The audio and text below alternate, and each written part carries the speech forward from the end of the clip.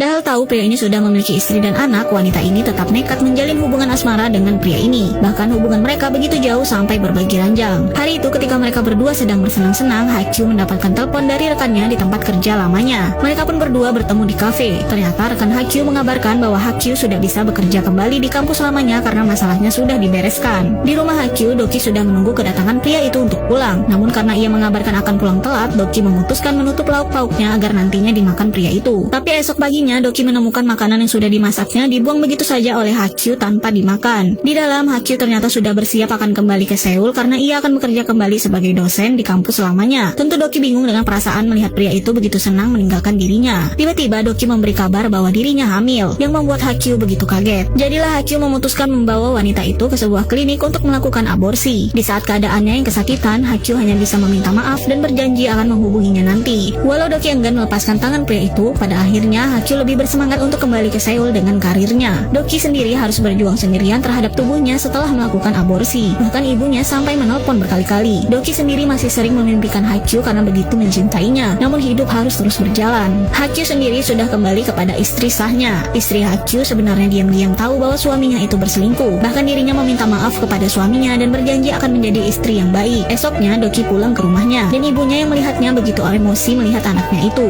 Bahkan Doki sampai dilemparkan garam dapur oleh ibunya sendiri karena dianggap membawa pengaruh buruk. Doki ternyata tidak menyerah. Ia mencoba menemui Hakyu di kampus tempat dirinya bekerja. Namun terlihat Hakyu tidak senang. Ia bahkan meminta Doki untuk tidak menemuinya sembarangan di area tempat kerjanya. Doki yang masih mengharapkan Hakyu mendapatkan penolakan dari pria itu. Pada akhirnya Doki pun pulang tanpa mendapatkan perlakuan menyenangkan dari kekasih gelapnya. Semenjak Doki menjadi selingkuhan, ibu Doki lebih sering mengurung diri di kamar. Malam itu Doki sedang memasak sendirian. Tiba-tiba di jendela ia melihat sosok Hakyu yang datang. Doki pun berlari meninggalkan kompor yang menyala demi bertemu dengan kekasih kesayangannya. Tiba-tiba saja Hakyu kemudian memberikan amplop tebal berisikan uang kepada Doki dan meminta Doki untuk tidak lagi menemui dirinya karena Hakyu merasa hubungan mereka hanyalah sebatas senang-senang saja. Doki tentu tidak terima dan sempat memberontak kepada pria tersebut. Ia tidak tahu angin kencang membuat api dari kompornya menjalar ke gorden rumahnya. Ibu Doki yang sedang tertidur terjebak. Doki baru sadar bahwa rumahnya sudah terbakar habis. Doki mencoba berlari ke arah rumahnya, namun Hakyu sempat menahannya. Tapi pada akhirnya Doki mencoba masuk ke rumahnya sendiri dan melihat ibunya terjebak di dalam rumah tersebut. Namun Doki tidak bisa berbuat apapun. Sampai akhirnya petugas pemadam datang bersama para warga mencoba menyelamatkan mereka yang ada di dalam. Hakyu sendiri kabur dan pulang-pulang hanya minum-minum lari dari tanggung jawab. Kemudian anak Hakyu datang sambil menangis. Hakyu pun mencoba ke kamar istrinya dan begitu kaget melihat istrinya sudah tergantung dan meninggal. Hidup Hakyu langsung kacau dalam hitungan hari saja.